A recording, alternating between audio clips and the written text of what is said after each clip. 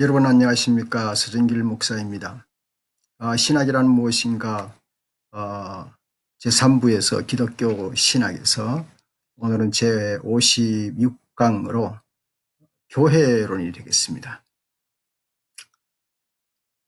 어떤 사역에서든지 제일 먼저 등장하는 것이 교회론인데요. 교회는 과연 어떤 성격의 조직체인가?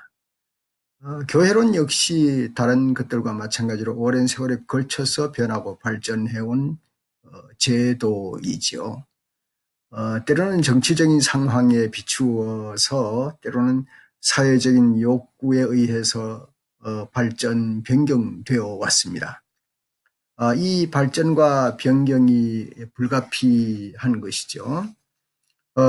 이것을 이 변경이 불가피하다는 것을 이론적으로 합리화하려는 노력도 이어져 왔습니다.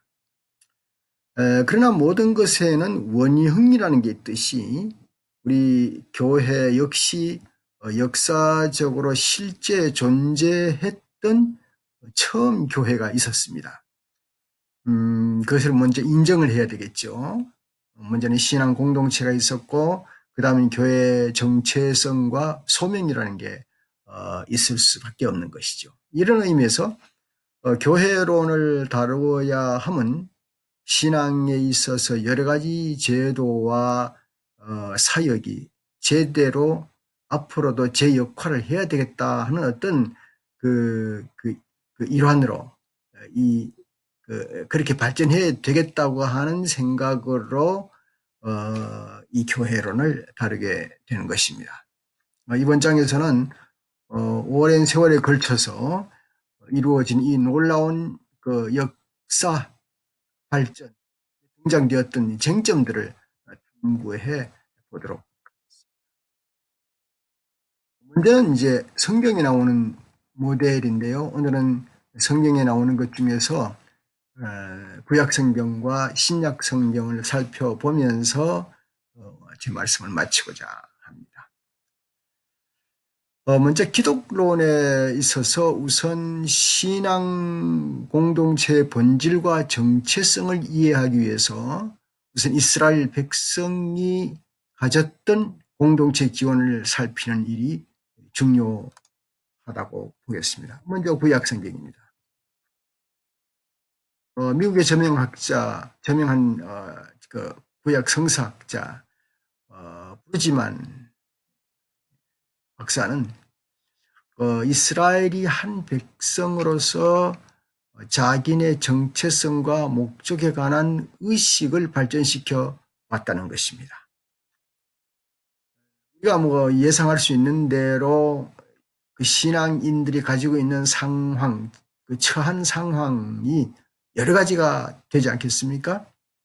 그래서 그들이 처한 다른 상황에서 형성된 그 세 가지 독특한 단계를 볼 수 있다. 그렇게 말을 합니다. 첫 번째 단계는 기원전 1250년부터 1000년까지 즉 이제 사울의 그 지도로 군주국가가 세워질 통일왕국이 세워지기 전까지의 기간의 교회 형태는 어땠느냐 하는 문제입니다. 이 기간에는 이스라엘에는 성전과 제사장과 현자들이나 예언자들이 없었습니다. 그러기에 그들은 어떤 제도가 아니라 공통으로 가지는 헌신이 그들의 정체성이었다. 그렇게 볼 수가 있습니다. 그죠? 신앙을 가진 사람끼리 모여서 헌신하는 그 자체가 어떤 교회라고 볼 수 있고 그것이 그들의 정체성이었습니다.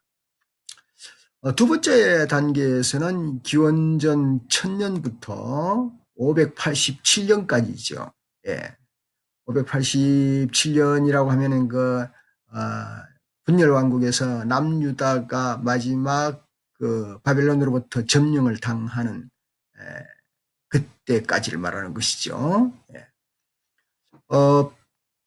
그 예루살렘 사람들이 바빌론 포로로 끌려가면서 끝나는 이 오랜 기간 동안에 이스라엘은 군주 정치의 지배를 받아왔습니다.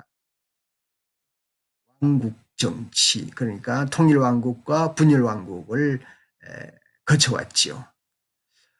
부르지만은 부르크만이라고도 하기도 합니다만, 이스라엘이 자신의 정체성을 굳게 지켜나갈 수 있는 비결은 다음과 같이 네 가지 특성으로 보았습니다. 첫 번째는 성전과 그 제사장들입니다. 오랜 기간 동안에 합법적이요 확고한 지도력의 원천이 되었다고 보는 것입니다. 둘째는 이제 그 왕들이 비록 이제 세속적인 지도력을 주도했지만 그와 동시에 성전 및 제사장들과 동일한 종교적인 이념을 가지고 거기에 함께 헌신했다고 볼 수가 있죠. 왕들도. 세 번째는 그 잠언을 기준해서 볼 것 같으면 현자들에 대해서 말해 줍니다. 그러니까 서구의 지식인 계급과 같은 유사한 사람들로서 국가의 지적인 합법성을 제공했다고 볼 수가 있겠습니다. 그 다음에 이 기간 동안의 예언자들은 말이죠.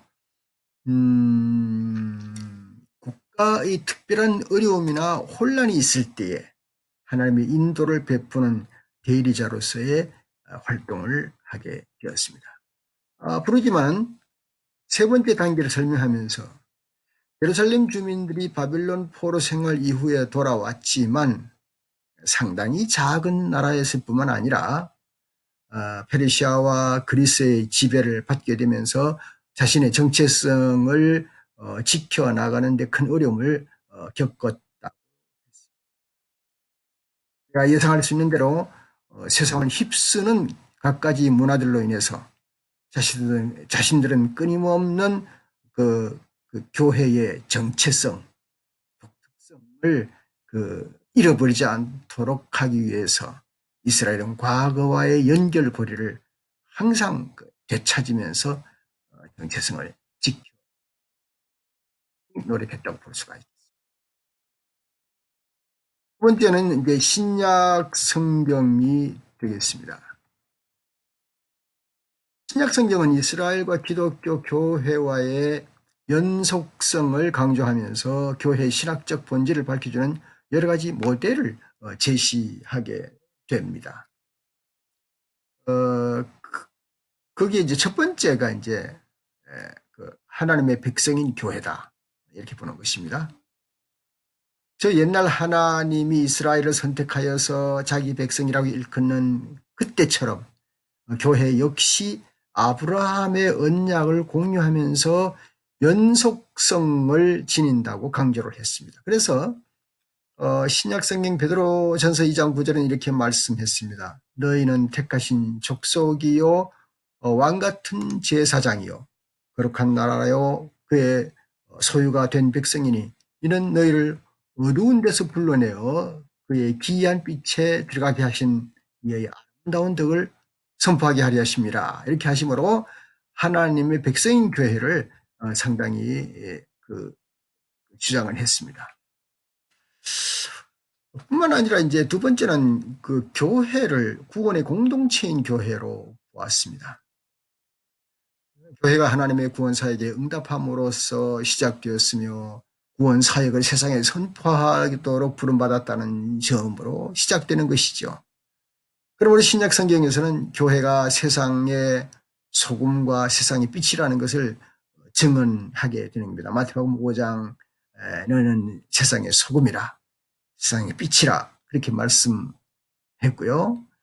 그 다음에 이어서 이제 땅끝까지 이르러 그 모든 민족을 제자로 삼는 일에 책임을 맡은 그런 무리라고 믿을 때에 교회는 구원의 공동체다. 그렇게 보는 것이죠. 그 다음에는 이제 그리스도의 몸인 교회입니다.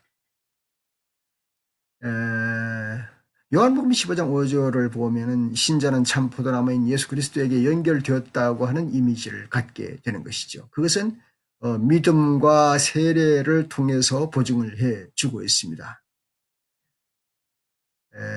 로마서 6장 3절에 보면은 무릇 그리스도 예수와 합하여 세례를 받은 우리는 그의 죽으심과 합하여 세례를 받을 줄을 알지 못하느냐. 그래서 그리스도인은 그리스도의 몸과 연합되었다고 보는 것입니다. 다음에는 그 네 번째, 종된 백성인 교회다. 이렇게 보는 것입니다. 이제 교회를 전체적으로 묶어서 어떤 교회 지도자의 역할이 크다고 할 때에 지도자에게 사용되는 두 개의 중요한 단어가 있습니다. 하나가 둘로스, 또 하나는 디아코노스이죠.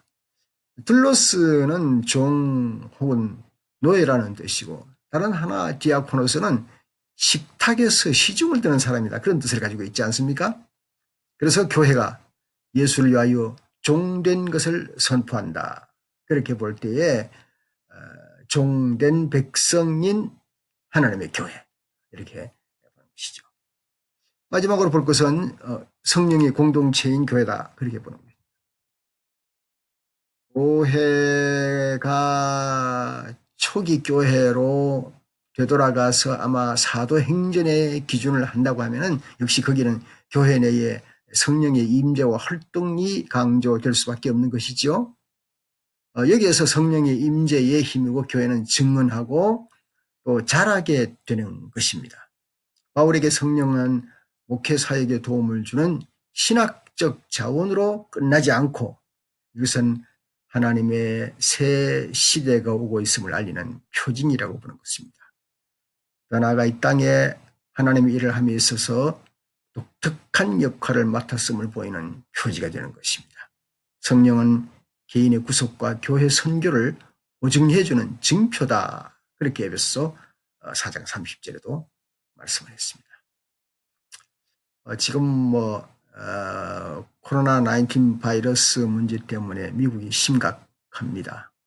여러분들 정보가 많이 쏟아지겠습니다만 거짓 정보와 진짜 정보를 잘 구분하셔서 올바른 지침을 따라서 그저 집안에서 이전에 가지지 못했던 나 자신과 나의 관계를 좀 더 구축하는 시간, 좀 더 이전에 사람 만나느라고 가지지 못했던 어떤 내 자신의 내면을 성숙시켜 나가는 수 있는 그런 기회, 또 기도 많이 할 수 있는 기회, 그런 기회로 여러분이 더 좋은 시간으로 알차게 가지시는 여러분이 되시기를 바랍니다. 감사합니다. 제 56강을 마치겠습니다. 이번에는 제가 파워포인트를 사용하지 않고 제 노트를 직접 사용해서 여러분하고 나누었습니다. 안녕히 계세요.